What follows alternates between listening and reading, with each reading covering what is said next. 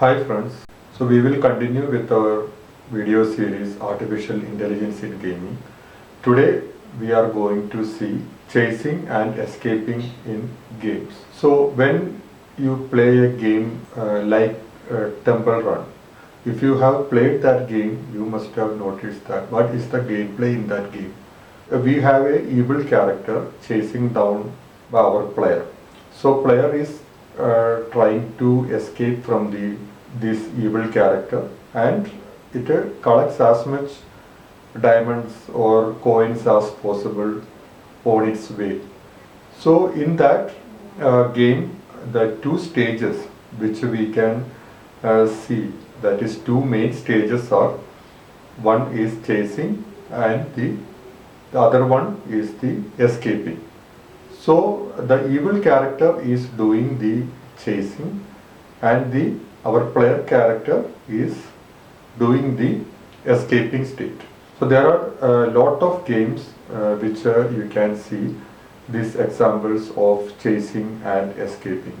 So when we play a shooter game, we can see that the other characters try to chase down the player, or and the player tries to escape from them, or the player tries to chase the enemy characters, like that. Now I will just show you one example which is created by me to show you these stages, and when you see that example you will get an idea of what is the chasing and escaping in a game. Okay, so let us watch that. In this example, you can see that a deer is chasing a player who is a hunter, and hunter is trying to save himself from the deer. So here we can see two main stages. One is the chasing and other one is the escaping. And we can also say that we have one more stage, that is the avoiding the obstacles. If the player can avoid the deer and the obstacles, he can save himself. But if he stumbles upon any obstacles, then he will die. So here deer is chasing the player and player is escaping, and at the same time it is also trying to avoid the obstacles. So in this example, he saw a deer is chasing down a hunter, and though deer is in one state, that is chasing, and hunter is in the another state, which is escaping, and both are doing one more state, that is the obstacle avoidance. We can see that there were obstacles coming from the other side, and the player and the deer were trying to evade all these obstacles. We saw in that example the chasing and escaping. In the next example, so one of the easiest method of doing this chasing and escaping is that how you are going to chase a particular character. So for example, you think that one enemy character is chasing my player character. So what is the easiest method of doing that? So you know that when a player is moving, or when a player is standing somewhere, it occupies a position. There will be, if you are creating a 3D game, there will be in that particular position you can represent in X, Y and Z values. Same way, the enemy character will also be having three states, three axes, that is X, Y and Z, where he is standing. And so how this enemy character will reach the position of the player character? So it will change the position of the enemy character, and it will come towards the position of the player character. So changing the coordinates from his original values to, it will try to reach the axis or the coordinate values of the player. So in this example, which we are going to see next, I have a player character which we have created in the previous tutorials, and we have a enemy character. So we will see how we can write the program so that the enemy can reach the position of the player. So let us watch that. In the last class, we have seen how we can control this player character using the arrow keys. And when you play this, I can control this player using my arrow keys. Today what we are going to do is that we are going to create a enemy character, and this enemy character will move towards the player character wherever that player character goes. This enemy is going to chase this player character, and player character will escape from the monster or our enemy character. To create that enemy character, I have already downloaded the asset from the asset store, and that you can find it in this particular folder. Here I have my enemy character. Click and drag this to my hierarchy. So here you can see that my enemy character is very big. So I will just reduce the size scale. I will change to 0.1, and Z also 0.2. When you play right now, you can see I can move this player character, but my enemy is not following. For that, I need to create another script which will control this enemy character. Go to the scripts folder. There you can see we already have a Spartan controller which is created to control the player character. Now we will create another C# script to control our enemy character. So go to create C# script. Write a name as monster controller. Double click on the monster controller to open that in the Visual Studio.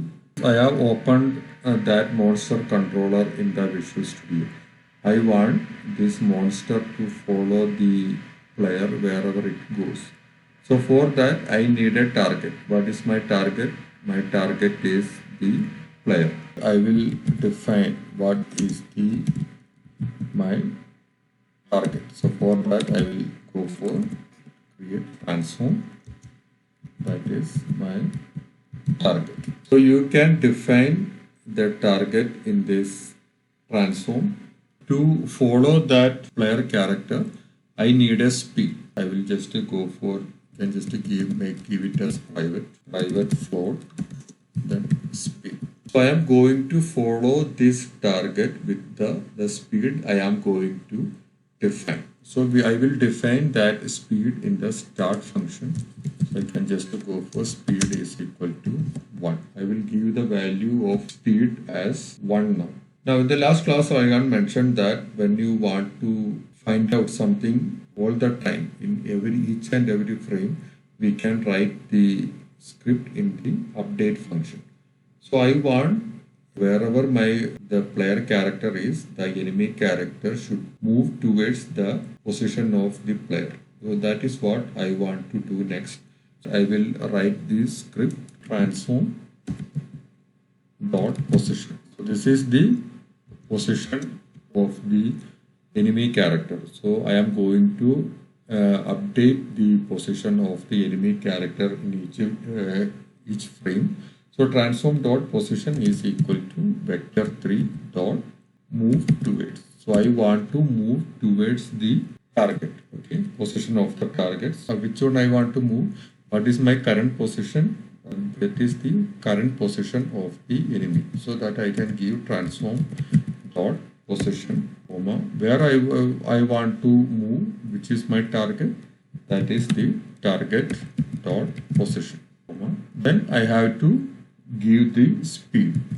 So I will just go for speed into time dot delta time. In the last class also I had mentioned that I am going to use time dot delta time so that it will be independent of the performance of the computer where you are going to play this game. I have written in the update function, I have written the code like transform dot position is equal to vector 3 dot move towards. Vector 3 is this value of x, y and z axis. To move that value to target position. Okay, so what is my target position? The current position of the player. It is going to change in each and every frame if it is the player is moving. When the player is moving, again the target position will change and my enemy will move towards that particular position. Okay, so I have written the code right now. Now I will just test it. Go back to Unity. Where I want to attach this code, I have to attach that to my enemy character. So select my enemy character, then just click and drag it. So I got the monster controller attached to my enemy character. Then here you can see that I have a field pending like that target.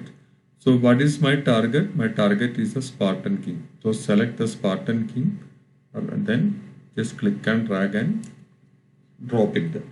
So I have defined what is my target. Just to save that and play.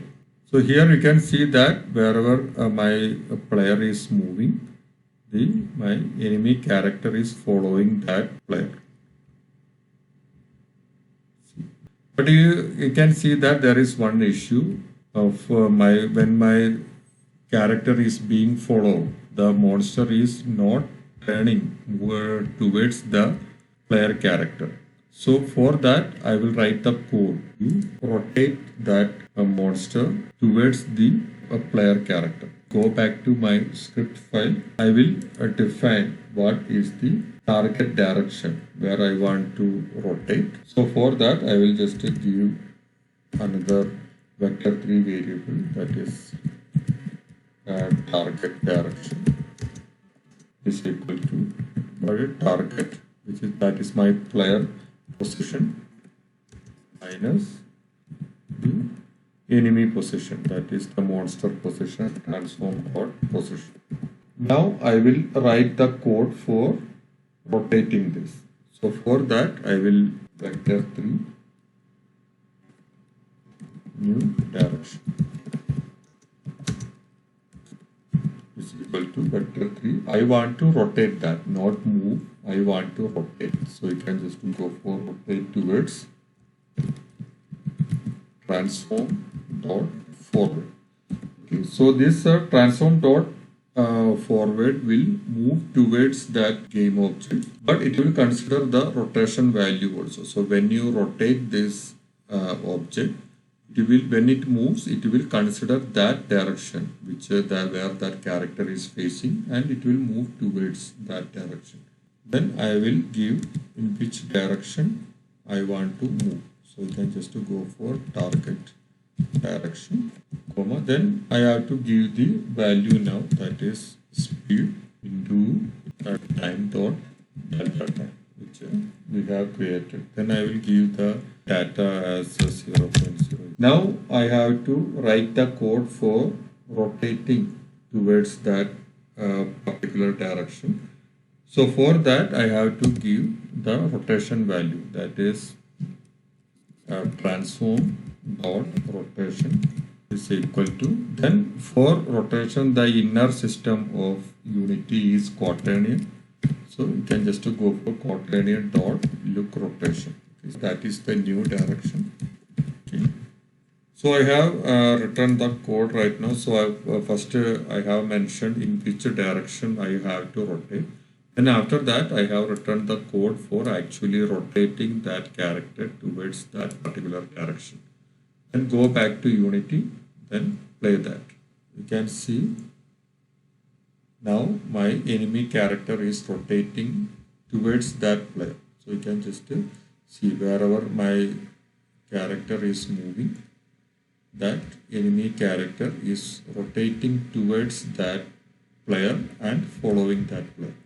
So here you can see that this enemy character stops when it reaches the position of the player. So till it reaches that position of the player character, it will follow that player. I will just display the position of the enemy character and the player character.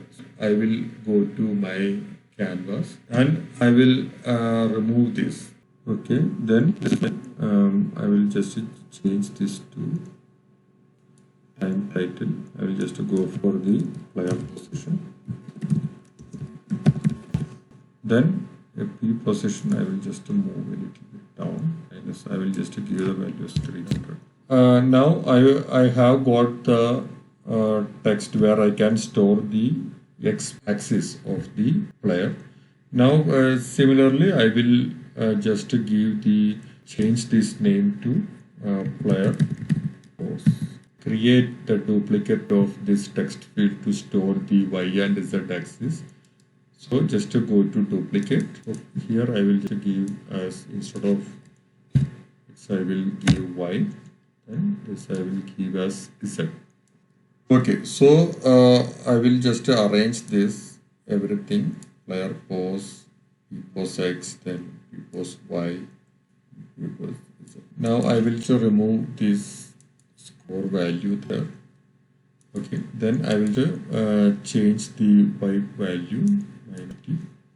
Then z I will give it as 200. And same way I am just copying and creating the duplicate of that.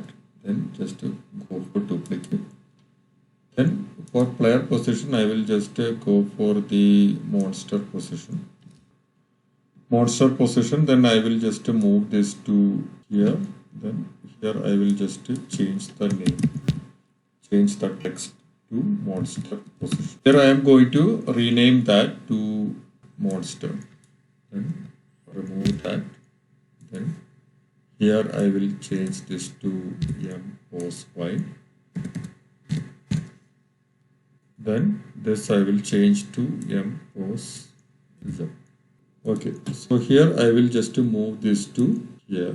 Maybe I will give it a value as 100. Then this is I will go for 150. Then z I will just go for 200. So here I got the monster position and player position value. Now I have to define this my x position of the player and y position and z position of the player and the x, y and z the values of the monster. So go back to my scripting file.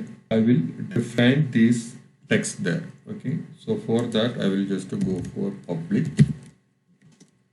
text. So you will not get the text because I have to import this using Unity Engine .ui. Text, now you can see that I am getting the text class. So public text, that is my player pose text. Okay, then I will just copy everything. Control V, Control. So player pose, same I will do for monster. I will just select that to store these monster values. I will just go and select. Instead of player, I will go for monster. Okay, just to copy that. Control C. Okay, so I got the I have defined the objects of these text fields where I am going to store the position of the player and the position of the monster. We in the update function we have to write where you are going to store these values. So go back to the next line, player pose dot text. So what will be the text that is going to store in the player position x? That is, I am going to give the target dot transform dot position dot x. So I am going to store the x value. I have to give that to string because the text it will take the string value, but my position dot x will be a float value. To store that in that text field, I have to convert that float value to the string value. Okay, so that is why I am using this to string. The same way, I will just select this. So here we can change this to x to y and to z. Okay, so here I will just change this to y, then this to z. And I will save that. I will go back to my Unity. So when I select that row, you can see that I am getting the 6 fields where I have to enter the text game objects where I am going to store these values. Player pose x, I will just click and drag p pose x, then here p pose y, then p pose z. Then for monster, I will go for m pose x, pose y, then m pose z.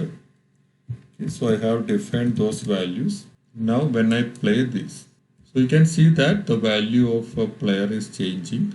So right now it is a float value, so you can see it is very crowded and it is not clear. So I am going to convert this float to integer value.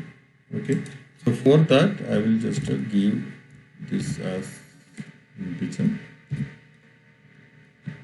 Okay. Same way here also I will just change this to integer, and this also I will change this to integer. So I will get the integer value of this float values right now. Click and play this. When I play this, now you can see that I am getting the position as in the integer value. So it is easy for me to understand what is the current position of the player. Same way, and now I will write the code for displaying the position of the monster. Okay, so for that I will select this, copy that and change the name. Okay, so for that I will go for, instead of player, I will go to monster.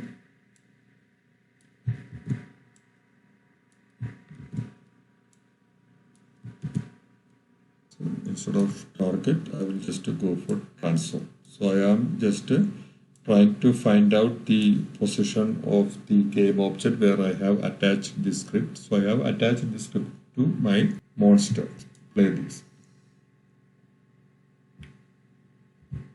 Now you can see that I am getting the position of both the monster and the player. So here you can see my player position is around -1, -2, -3 right now, and monster is also changing this to -3, -4, 1, -4, 2, 3, -4, 3, -2, like that.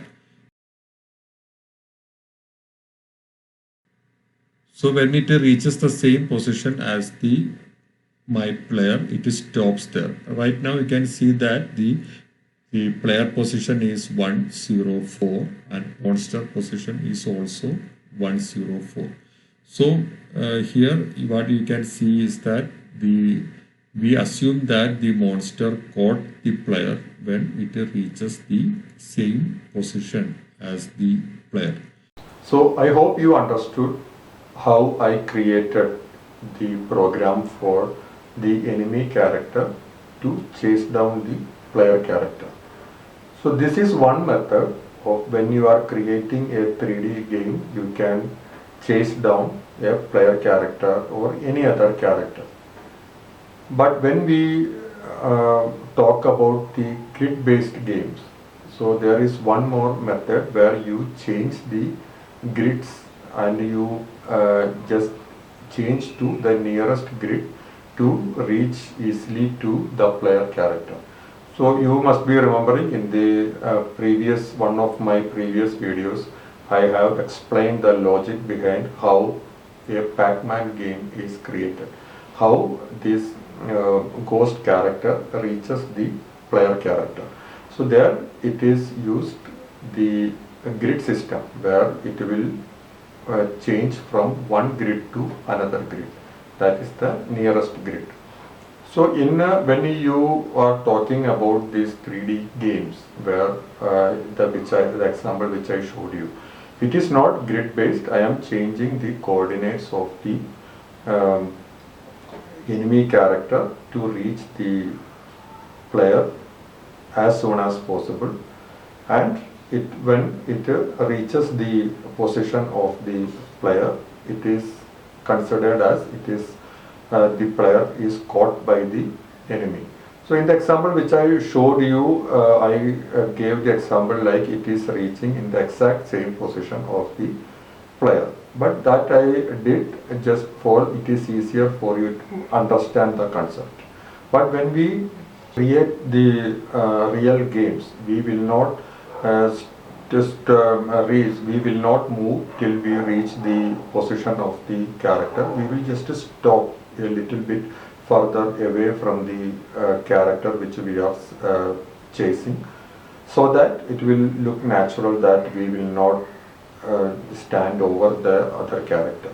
So I hope you understood the concept of chasing and escaping. So I will see you in the next video, and thank you for watching.